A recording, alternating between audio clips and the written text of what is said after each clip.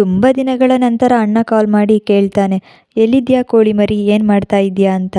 ಅದಕ್ಕೆ ಅವನಿಗೆ ನಾನು ಹೇಳಿದೆ, ಕಾಲೇಜ್ನಲ್ಲಿ ಇದ್ದೀನಿ, ಕ್ಲಾಸ್ ಇದೆ, ನಿನಗೆ ಸಂಜೆ ಕಾಲ್ ಮಾಡಲಾ.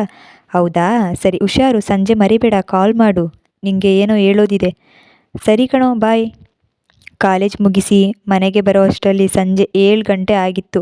ಕಾಲೇಜಿಂದ ಬರೋದು 7 ಗಂಟೆ ಯಾಕಾಗುತ್ತೆ ಅಂತ ಯೋಚನೆ ಬಂದಿರುತ್ತಲ್ವಾ.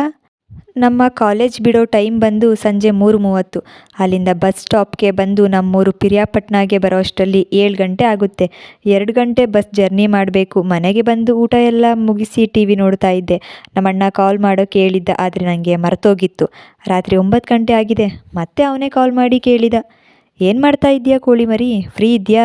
ಅದಕ್ಕೆ ನಾನು ಹೇಳಿದೆ, ಕಾಲ್ ಮಾಡೋಕ್ಕೆ ಹೇಳಿದ್ದೆ ಅಲ್ವಾ, ನಾನೇ ಮರ್ತೋಗಿದ್ದೆ, ಫ್ರೀ ಇದ್ದೀನಿ, ಹೇಳೋ ಅಣ್ಣ.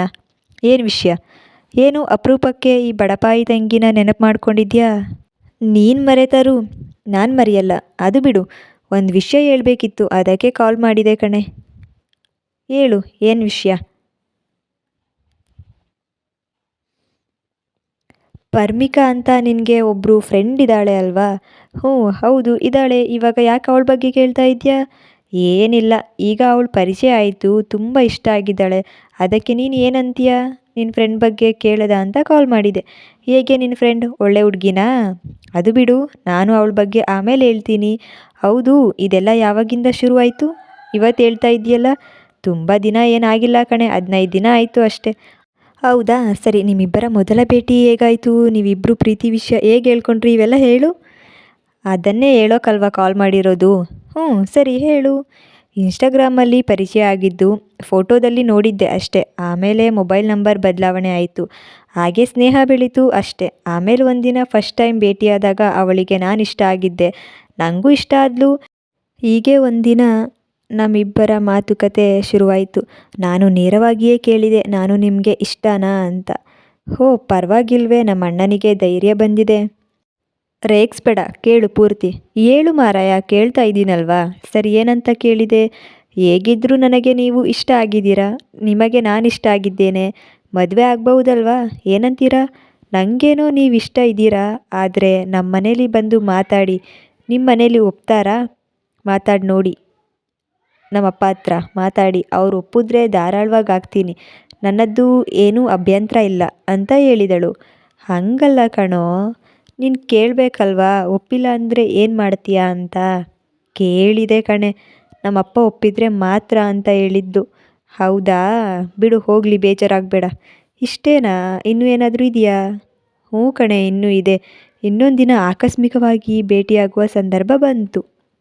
ಹೌದಾ, ಭೇಟಿ ಆದ್ರಾ, ಏನಾಯಿತು. ಕೇಳಿಸ್ಕೊ, ಹೇಳ್ತೀನಿ. ಹಾಂ ಸರಿ ಹೇಳು. ಅವಳ ಮೊದಲ ಸ್ಪರ್ಶವೇ ನನ್ನ ಎದೆ ಬಡಿತವನ್ನು ಏರುಪೇರು ಮಾಡಿತು. ಓ ಏನೋ ಅಣ್ಣ, ಕವಿ ಆಗ್ತಾ ಇದೆಯಾ. ಏನು ಫುಲ್ಲು ಲವ್ ಜಾಸ್ತಿನೇ ಆಗಿದೆ ಅನಿಸುತ್ತೆ. ಪ್ರೀತಿ ಇದೆ, ಆದರೆ ನನ್ನ ಹಣೆ ಬರೋಕ್ಕೆ ನಾನು ಬಯಸಿದ್ದು ಏನೂ ಸಿಗಲ್ಲ ಕಣೆ. ಯಾಕೋ ಹಾಗೆ ಅನ್ಕೋತೀಯ. ಬಿಡು, ನಿನ್ನ ಅಭಿಪ್ರಾಯ ನೀನು ಹೇಳಿದ್ಯಾ. ಹಾಗೆ ಅವಳ ಅಭಿಪ್ರಾಯ ಅವಳು ತಿಳಿಸಿದಾಳೆ, ಅಲ್ಲಿಗೆ ಬಿಡು. ಸಿಗೋ ಋಣ ಇದ್ದರೆ ಸಿಗ್ತಾಳೆ ಅನ್ಕೋಬೇಕಷ್ಟೆ. ಸರಿ, ಅದೆಲ್ಲ ಬಿಡು ಇವಾಗ. ನಾನು ಏನೋ ಕೇಳಿದೆ, ನೀನು ಹೇಳಲಿಲ್ಲ. ಹೋ ಹೌದು ಅಲ್ವಾ. ಅವಳ ಬಗ್ಗೆ ಹೇಳೋದು ಏನಿಲ್ಲ ಕಣೋ. ನಾನು ಅವಳು 7-8 ವರ್ಷದಿಂದ ಪರಿಚಯ. ನಾನು ನೋಡಿರೋ ಹಾಗೆ ಇಲ್ಲಿವರೆಗೂ ಯಾರನ್ನೂ ಇಷ್ಟಪಟ್ಟಿಲ್ಲ. ಇನ್ನೊಂದು ವಿಷಯ ಗೊತ್ತಾ ನಿನಗೆ, ಅವಳು ನನಗೆ ಕಾಲ್ ಮಾಡಿ ಈ ವಿಷಯ ಹೇಳಿದ್ಲು. ಹೌದಾ, ಏನಂತ. ಮತ್ತೆ ನನಗೆ ಏನೂ ಹೇಳೇ ಇಲ್ಲ ನೀನು. ಕೇಳಿಸ್ಕೊ, ಹೇಳ್ತೀನಿ ಇವಾಗ. ಮೊದಲನೇ ಸಲ ಪ್ರೀತಿಯಾಗಿದೆ ಕಣೆ, ನಿಮ್ಮ ಅಣ್ಣ ತುಂಬ ಇಷ್ಟ ಅಂತ ಹೇಳಿದ್ಲು.